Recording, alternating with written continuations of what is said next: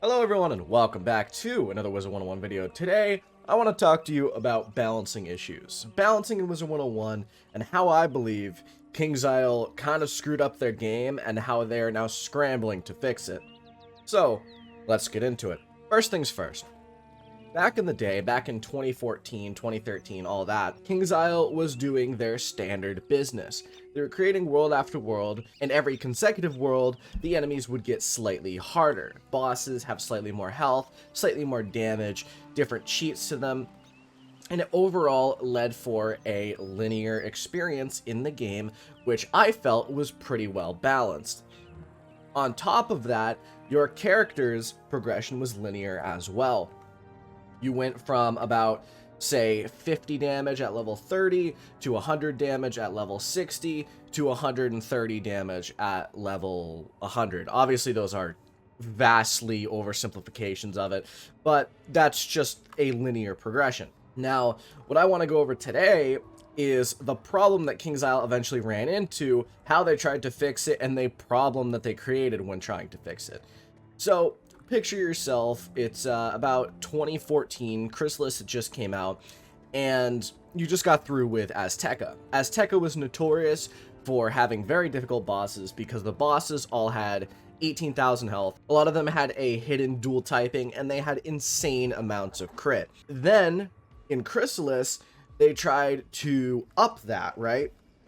But the problem is that the bosses were already insanely difficult for the level, that when they finally made Chrysalis and made the bosses more difficult, they reached a point where the bosses were a little bit too difficult.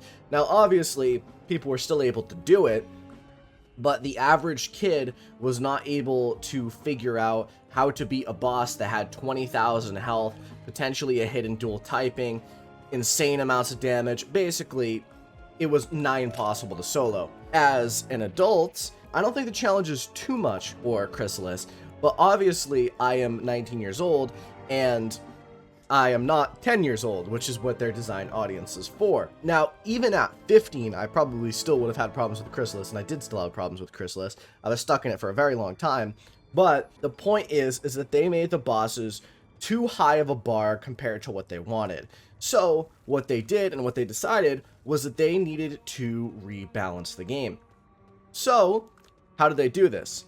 Well, if you guys remember, Polaris has a significant dip in difficulty. Most bosses only have around 8 to 10,000 health, which in regard to past worlds, that's about on level with Avalon bosses. So the bosses were significantly weaker, but they tried to make up for this by giving the bosses interesting and unique cheats.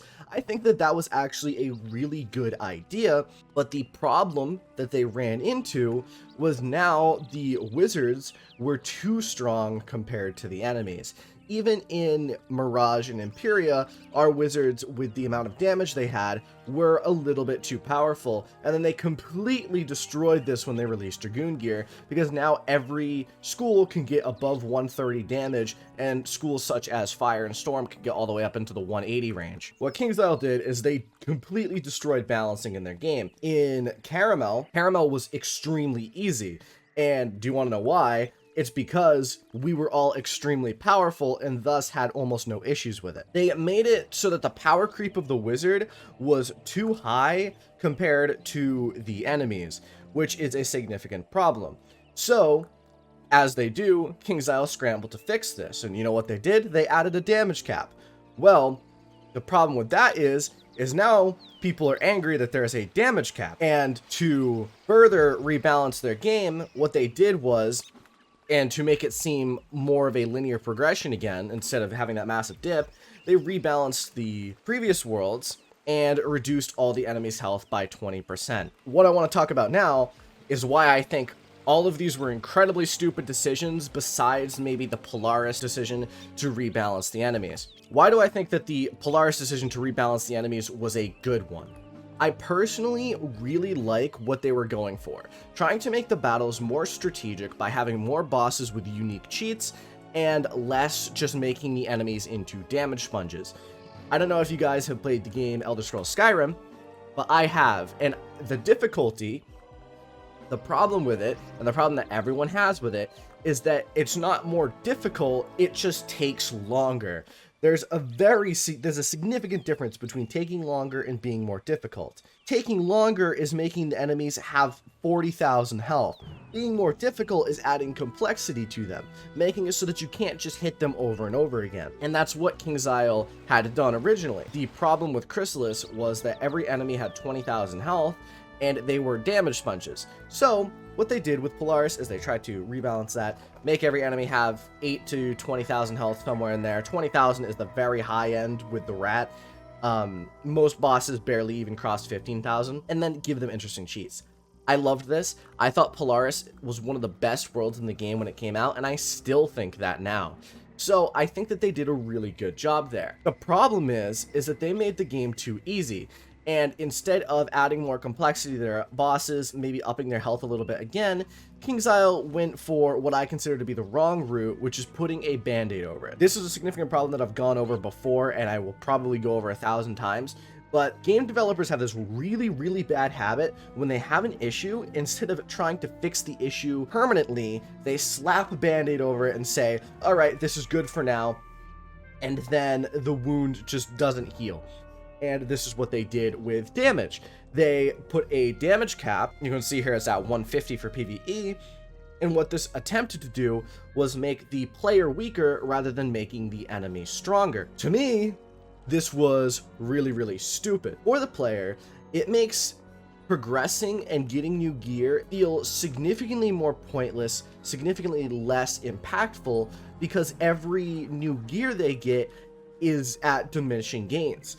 For example, my death here, you can see I only have the Vanguard gear. You know why? Because I know that the second I get over 150, every damage is going to be diminishing gains. So instead, I just sit here at 145 damage because I am satisfied with that. It's enough damage to go forward, and anything above 150 is going to be diminishing gains anyway. So why even bother getting to that number? It's a significant problem that they've created, and I really don't know how they're going to fix it. The only way they could fix it in my eyes is removing it completely, and that's something that Kingisle isn't willing to do because they aren't willing to go back on their stupid decisions. Now, let's talk about another balancing change that they made, which was the 20% health reduction. Personally, I think it was an okay change.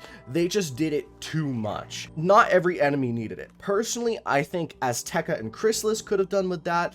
And if you did do the 20% health reduction as Azteca and Chrysalis, guess what? They still would have been more difficult than Avalon. I think that if they did that only for Azteca and Chrysalis, it would have rebalanced the game just fine and made it seem like a more linear curve rather than going like this and then dipping and then going back up again. What I wish they would do is specifically for things like Dragonspire. Like, we don't need the 20% health reduction for Dragonspire, on the Lore Master, on Malistaire, all those characters. That world was fine with its difficulty. We don't need the 20% health reduction in Celestia, because a lot of the Celestian bosses weren't that difficult to begin with.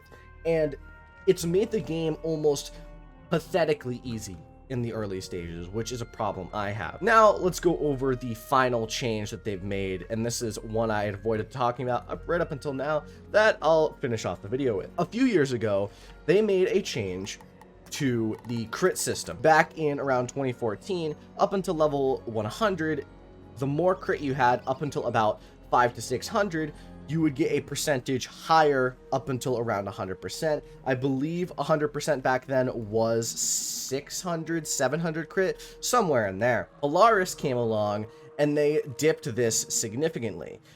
What they did is they were trying to make it so that the player crit less because they felt that players were critting too much.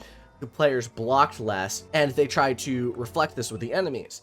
The problem that they created was when they changed how the crit system worked, they changed the crit block system and made everyone's crit block 1%.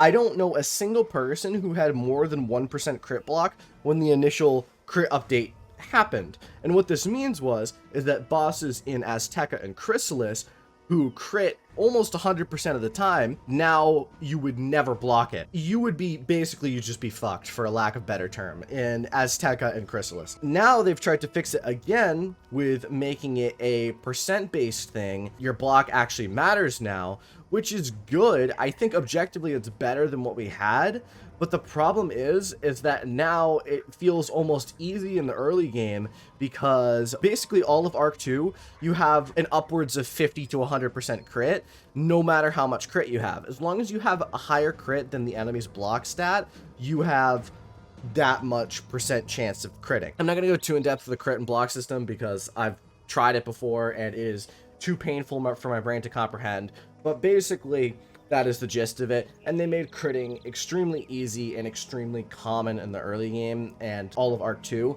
and made Arc 2 feel easy. So ultimately, that's it for today. I wanted to go over the balancing changes they made, why I think they're bad, and I'm not really going to go over how to fix them because I think I really can't say anything beyond revert the changes. If they did something like went back on the 20% health reduction, made critting a little bit more fair in my eyes, a little bit less you just crit all the time, and started making bosses again with more complexity, I think ultimately this game would go in the right direction. So let me know what you think. What's your least favorite of these balancing changes? Out of curiosity, I think everyone's is really going to be the damage cap because it really does, like, it really is shooting your character in the foot. So let me know in the comments. But otherwise, thank you all for watching. If you enjoyed, drop a like at the sub button. Support me financially on Patreon if you really want to. And also join my Discord server. We're almost up to 200 members, and we're pretty chill over there. So do that. Also, if you want to contact me or interact with me more, that is a good place as well. So thank you all for watching. See you in the next video. Adios.